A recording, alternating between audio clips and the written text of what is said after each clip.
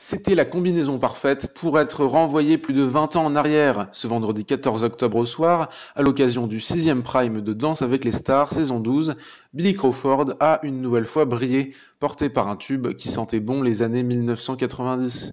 Everybody des Backstreet Boys.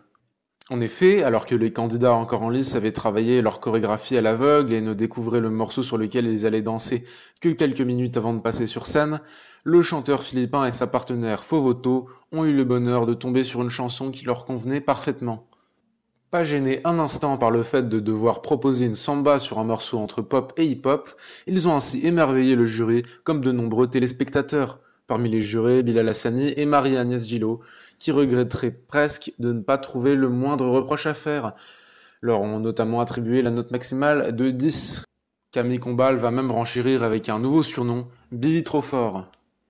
À lire les réseaux sociaux, certains téléspectateurs ont eu le sentiment d'assister à une combinaison évidente entre un candidat qui survole déjà l'émission et un titre lui convenant à la perfection.